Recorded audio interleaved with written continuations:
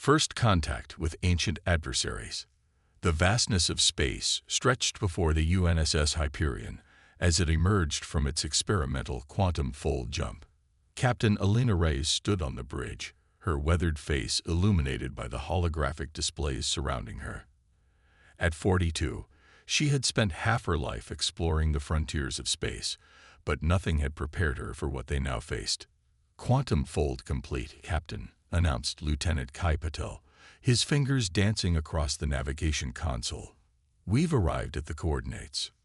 "Status report," Rise commanded, her voice steady despite the tension filling the bridge.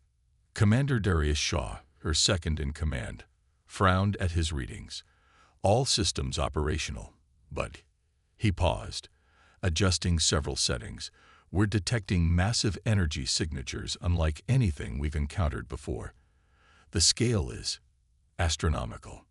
Rise was about to respond when the main view screen erupted with light.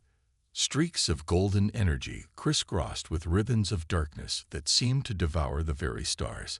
Explosions bloomed across space like deadly flowers, each powerful enough to consume an entire planet. "My God," whispered Dr. Marcus Chen, the ship's chief scientist. "We've stumbled into a war zone." The ship's AI materialized as a shimmering green hologram. "Captain, I am detecting two distinct civilizations engaged in conflict. Based on energy readings and battle patterns, this conflict has been ongoing for approximately 800,000 Earth years." The bridge fell silent as the crew attempted to process this information. 800,000 years. Rice finally said, "That's longer than modern humans have existed." "Correct," the AI confirmed, "and the technology being deployed exceeds humanity's current capabilities by several orders of magnitude." Before Rice could issue orders, the ship shuddered violently. "We're being scanned," Shaw called out. "Multiple vessels approaching at high velocity." "Shields up," Rice commanded. "Defensive posture only. We're explorers, not combatants." The view screen shifted, revealing a being unlike anything they had ever seen. It appeared to be composed of pure golden light, its form constantly shifting, yet maintaining a vaguely humanoid shape. When it spoke, its voice resonated directly in their minds. "Humans," the being said, the word carrying undertones of curiosity and wariness. "You have entered the eternal conflict. I am Ilara of the Lumari Collective." Reyes stepped forward. "I am Captain Alina Reyes of the United Nations, Starship Hyperion. We are peaceful explorers who encountered your battle by chance. We mean no harm." The light being seemed to consider this. "Perhaps not by intention, but harm may follow nonetheless. The Void Weavers will have detected your arrival as well." As if summoned by these words, the view screen split to reveal a second entity. This one appeared as a moving absence of light, a darkness deeper than the void of space itself, with pinpricks of distant stars visible through its shadowy form. "A new player enters the ancient game." The shadow being's voice slithered through their minds like ice water. "How intriguing. I am Nyx of the Void Weavers. Your species is young, fragile, delicious in its naivety." Reyes maintained her composure despite the chill that ran down her spine. "We have no quarrel with either of your civilizations. We simply seek to understand." A sound like dark laughter emanated from Nyx. "Understanding is the beginning of ending, little human. For 800 millennia, we have danced this dance with the Lumari. What could your infant species possibly comprehend? Perhaps our youth gives us perspective you both lack," Rise replied boldly. "After 800,000 years, neither side has prevailed. Have you considered that the conflict itself might be flawed?" Silence followed her words, a silence that seemed to stretch across the cosmos. Finally, Ilara spoke again. "You speak with surprising wisdom for one so young. Perhaps there is value in your perspective. Will you come to our nexus to discuss further?" "Do not be deceived," Nyx countered immediately. "The Lumari seek only the proliferation of chaotic expansion, the undisciplined growth that will eventually consume all order and balance. Hear our truth before you decide." Reyes exchanged glances with her senior officers before responding. We will hear both sides. Perhaps that's something neither of you have truly done in 800,000 years. In the ship's conference room, Dr. Chen worked frantically to analyze the data pouring in from their sensors. "This is extraordinary," he told Reyes. "The Lumari and Void Weavers represent fundamentally opposing cosmic principles. The Lumari embody creation, expansion, and complexity. The Void Weavers represent entropy, contraction, and simplification." "You're saying they're fighting over the fundamental nature of the universe?" Shaw asked incredulously. "Not exactly," Dr. Chen clarified. "They're fighting over its fate. The Lumari believe in continuous expansion and creation. New stars, new life, new possibilities forever. The Void Weavers believe in the eventual heat death of the universe, a natural progression toward perfect entropy and stillness." Reyes frowned. "So this is essentially a philosophical war." "Philosophy backed by enough firepower to reshape galaxies," Chen said grimly. "Based on our readings, thousands of civilizations have been caught in the crossfire over the millennia. Entire species extinguished because they were in the wrong place or chose the wrong side." Lieutenant Patil looked up from his datapad. "The Lumari Nexus and the Void Weaver Sanctum are sending us coordinates. They're essentially their command centers, located on opposite sides of this star system. And they both want us to visit." Reyes confirmed. "Yes, Captain." "Separately, of course." Reyes stood and paced the length of the conference table. "In 800,000 years, neither side has been able to defeat the other. There's a balance here, a stalemate that's cost countless lives." She stopped, looking at each of her officers.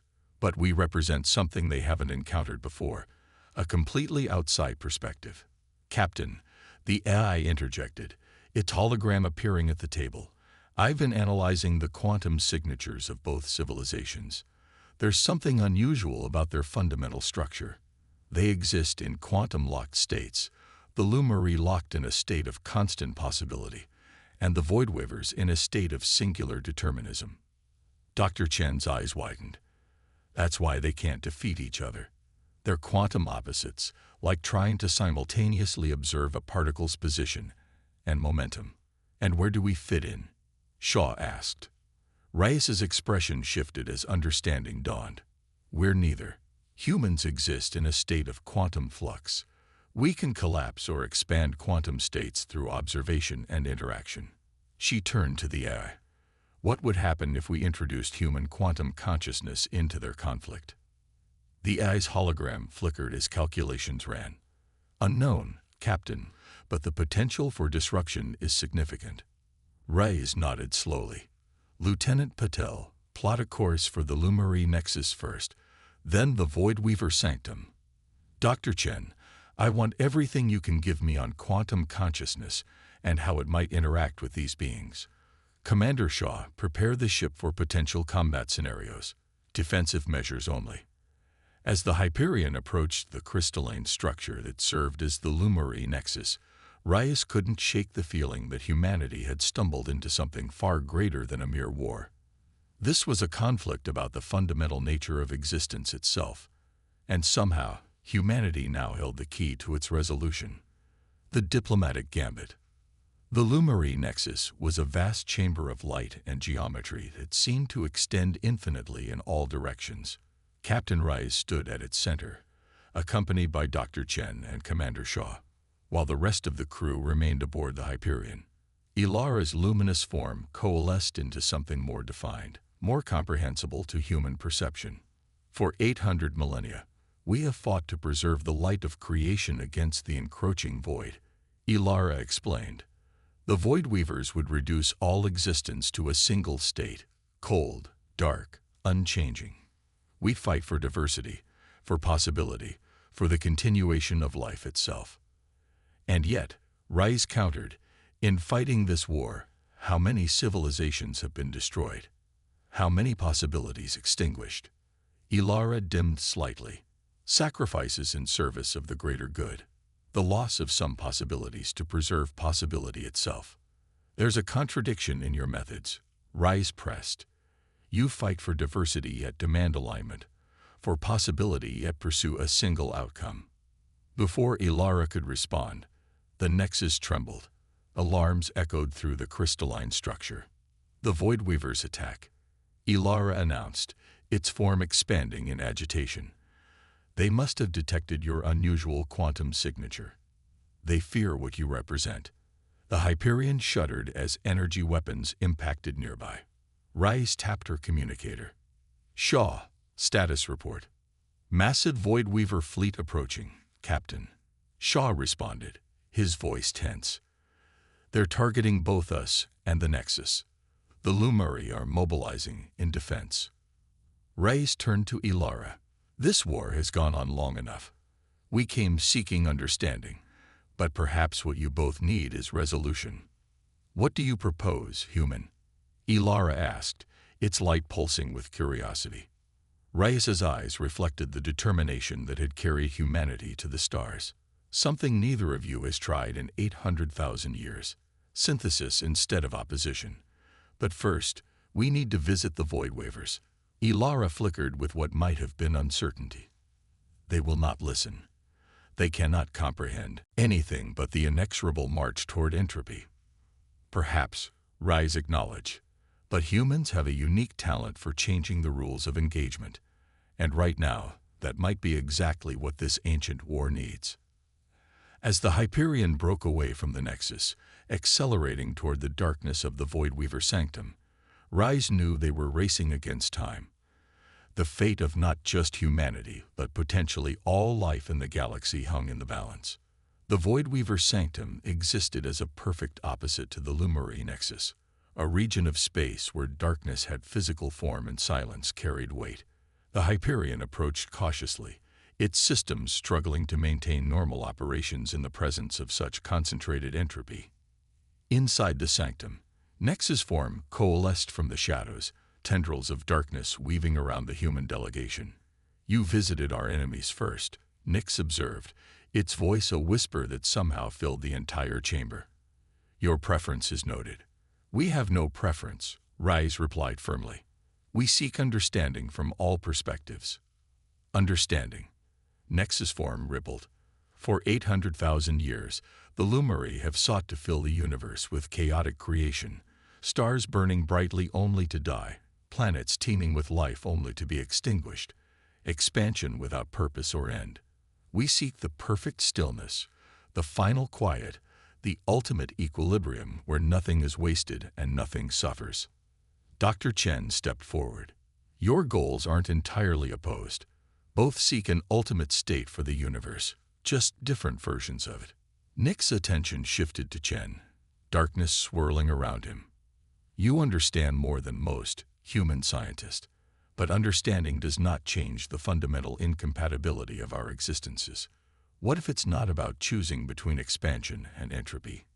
Chen suggested. What if there's a third option, a synthesis that encompasses both? Before Nyx could respond, alarms blared throughout the sanctum. Lumari forces had launched a counterattack, their weapons of light cutting through the darkness of Void Weaver space. Your presence has accelerated the conflict, Nyx accused. You bring chaos even as you speak of synthesis. Back aboard the Hyperion, Rise convened an emergency meeting with her senior staff. The ship hovered at a neutral point between the warring fleets, maintaining its shields at maximum power. We've spoken with both sides, Rise said. Each is convinced of the righteousness of their cause, and each sees the other as an existential threat. Because they are, Dr. Chen explained. Their quantum structures are fundamentally incompatible. When they interact, they essentially try to cancel each other out, like matter and antimatter. But humans aren't locked into either quantum state, Shaw observed. Exactly, Chen nodded. We exist in quantum superposition. We can perceive and interact with both states without being destroyed by the contradiction. Lieutenant Patel looked up from his console. Captain, both fleets are mobilizing. Based on their energy signatures, this could be the largest battle in their 800,000-year war. Reyes's expression hardened. How long until full engagement? Approximately 50 minutes. Then we have 50 minutes to end an 800,000-year war, Reyes said. She turned to Chen. "Doctor, you said human consciousness exists in quantum superposition. Could we use that somehow?" Chen's eyes lit up. "The quantum resonance drive. Captain, we designed it to create folds in space-time for faster-than-light travel. But what if we reconfigured it to create a neutral quantum field?" "A what?" Shaw asked. "A region where quantum states aren't fixed, where both the Lumari and Voidweavers could exist without canceling each other out," Chen explained, his words coming faster as the idea took shape. "It would be temporary, but it might give us a chance to bring them together." "How temporary?" Rise asked. "Based on the power requirements. Maybe 50 minutes. Rise nodded decisively. "That's all we need." Lieutenant Patel positioned the Hyperion at these coordinates. She marked a point equidistant from both fleets. "Dr. Chen, reconfigure the quantum resonance drive. Commander Shaw, prepare a diplomatic transmission to both sides." As the crew rushed to implement her orders, Rais stared at the tactical display showing the massive alien fleets. 800,000 years, she murmured. "And it comes down to the next 50 minutes. The Hyperion's engines hummed as it positioned itself between the approaching fleets. The quantum resonance drive, humanity's greatest technological achievement, was never designed for what they were about to attempt. The risk of catastrophic failure was high, but the alternative was to witness the potential destruction of countless civilizations. "Drive reconfiguration complete," Chen reported, his face glistening with sweat. "But Captain, I must warn you, this is entirely theoretical. The drive was never designed to create a sustained quantum field." "Noted, Doctor." Rice turned to communications. "Lieutenant Kim, are we ready to transmit?" "Yes, Captain. Both the Lumari and Voidweavers are responding to our hail."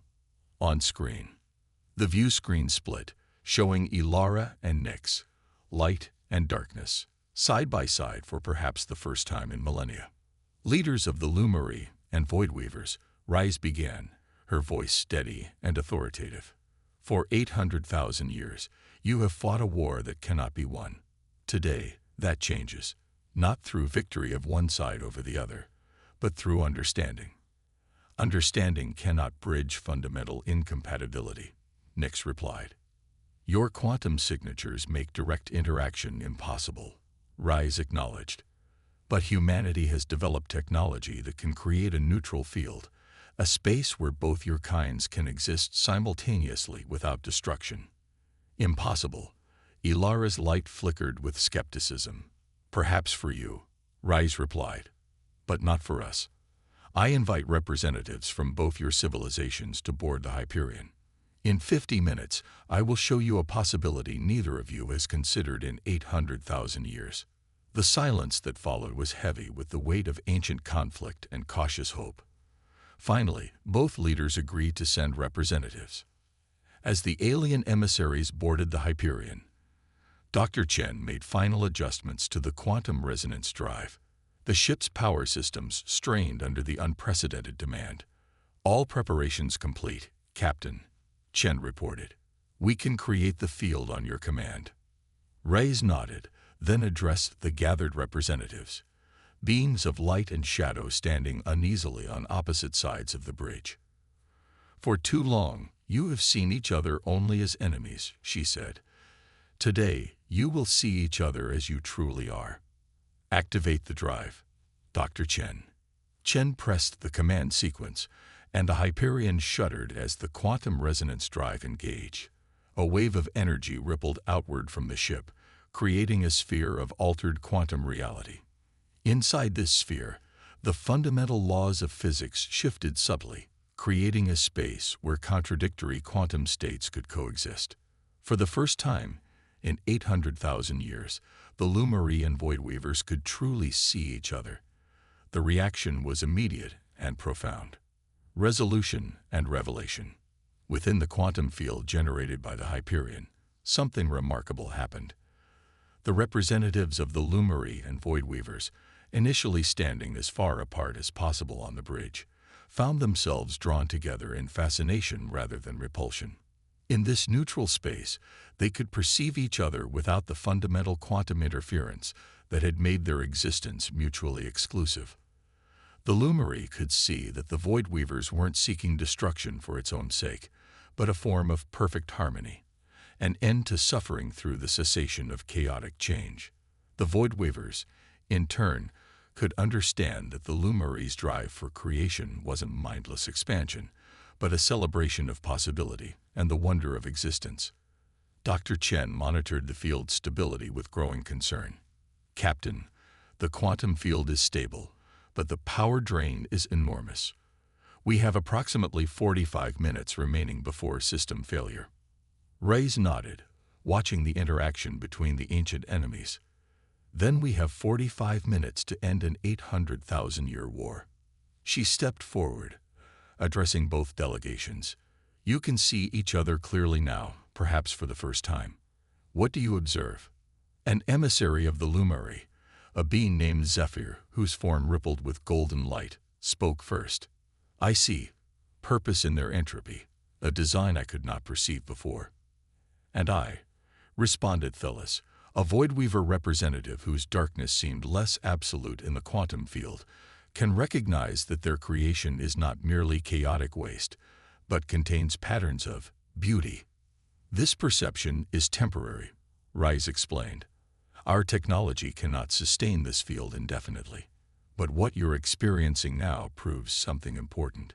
Your conflict is based on perception, not immutable reality." "What are you suggesting, Captain Reyes?" asked Ilara, whose full consciousness had joined the Lumari delegation. "A new approach," Reyes replied. "Not victory or defeat, but coexistence through separation and collaboration. The universe is vast, large enough for both your visions to be realized in different regions, and at the boundaries between those regions, fields like this one could allow for exchange and understanding." Nix's consciousness rippled through the Voidweaver delegation. "You propose to divide the cosmos between us." "I propose to share it," Reyes corrected, "with defined zones of influence and buffer regions where technology similar to ours could allow for interaction without destruction." Commander Shaw stepped forward, activating a holographic display in the center of the bridge. "We've mapped potential boundaries based on current spheres of influence. Each civilization would maintain sovereignty within their regions, with buffer zones established at every intersection." The ancient leaders studied the proposal in silence. The bridge crew of the Hyperion held their breath, aware that they were witnessing a potential turning point in cosmic history. "The technology to maintain such buffer zones," Ilara finally said, "we do not possess it." "We would share it," Reyes offered. "Or rather, the principles behind it. Your civilizations are far more advanced than ours in most ways. Once you understand the concept, I have no doubt you could improve upon our crude implementation." "And what would humanity receive in return for this intervention?" Nix asked, a hint of suspicion in the shadowy form. Reyes smiled slightly. "Peace, the end of a war that threatens all life, including our own. And perhaps in time, the opportunity to learn from both your civilizations." Dr. Chen's voice cut through the moment. "Captain, 30 minutes remaining." Reyes nodded acknowledgement. "We don't have much time. 800,000 years of war. Can you end it in the next half hour?" The negotiations intensified, with the human crew facilitating discussions between the ancient adversaries. Lieutenant Kim worked with both sides to draft language for a formal treaty. Dr. Chen and his science team explained the principles behind the quantum resonance drive. Commander Shaw coordinated with the military representatives to establish protocols for the withdrawal of forces. 10 minutes remaining, Chen announced, his voice tense. "Captain, the drive is approaching critical overload." "We need a decision," Reyes said, addressing the alien leaders. 800,000 years of war, millions of lives lost, entire civilizations caught in the crossfire. It ends today, one way or another, either with an agreement or with the continuation of a conflict that can have no victor. Ilara and Nix communicated silently with their representatives, light and darkness pulsing with the exchange of information far faster than humans could perceive. 5 minutes, Captain, Chen warned. Finally, Ilara's light coalesced into a more defined form.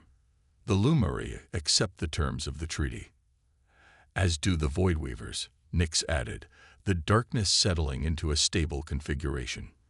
Though we find it ironic that the youngest species present has taught the oldest a lesson in coexistence. Youth has its advantages, Rise replied with a small smile. We haven't had time to become set in our ways. Lieutenant Kim stepped forward. The treaty is ready for confirmation. In a ceremony unlike any in human history, the leaders of civilizations older than human existence itself formally ended their ancient war.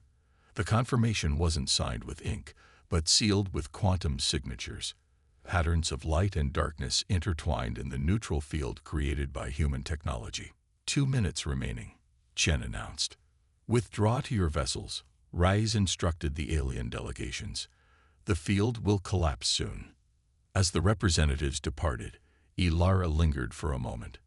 In 800,000 years, no third party has ever affected our conflict as you have today. Your species possesses something unique. Adaptability, Rise suggested. We exist between states, between certainties. It makes us unpredictable, sometimes even to ourselves. A valuable trait, Ilara acknowledged before departing. The quantum resonance drive shut down exactly 50 minutes after activation, its components fused and irreparable from the strain. But by then, it had served its purpose. For the first time, in 800,000 years, the fleets of the Lumari and Void Weavers were withdrawing rather than advancing. On the bridge of the Hyperion, the crew watched in exhausted wonder as the ancient enemies retreated to their respective territories.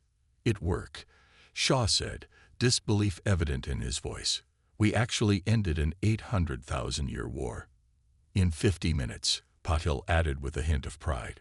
Rise nodded, allowing herself a moment of satisfaction before addressing her crew. What we achieved today goes beyond diplomacy. We've demonstrated something profound about humanity's place in the cosmos. We're not the strongest or the most advanced species, but we exist in the spaces between, able to see possibilities that others cannot. Dr. Chen approached, his expression thoughtful. The treaty establishes humanity as neutral mediators going forward. We'll be responsible for maintaining the buffer zones, facilitating communication between the Lumari and Void Weavers. A significant responsibility, Rise acknowledged, but also an opportunity. We'll learn from both civilizations while helping to ensure peace. As the Hyperion prepared to return to Earth with news of the historic treaty, Rise stood alone in her ready room, gazing at the stars. In just 50 minutes, humanity had ended a war that had raged for 800,000 years, not through superior firepower or advanced technology, but through the uniquely human ability to exist between states, to see beyond binary oppositions. The quantum resonance drive was destroyed, but its principles would be refined and improved. Humanity would develop new technologies based on what they had learned, advancing their understanding of the universe and their place within it. And throughout the galaxy, the legend would spread of the young species that brought peace where none seemed possible. The humans who found a third path when only two had been visible for millennia. Captain to bridge, Rise said, straightening her uniform. Set course for Earth. We have quite a story to tell. As the Hyperion engaged its conventional drive, leaving behind the scene of humanity's greatest diplomatic triumph, a new chapter in cosmic history had begun, written by the species that no one, not even themselves, had expected to become the mediators of the stars.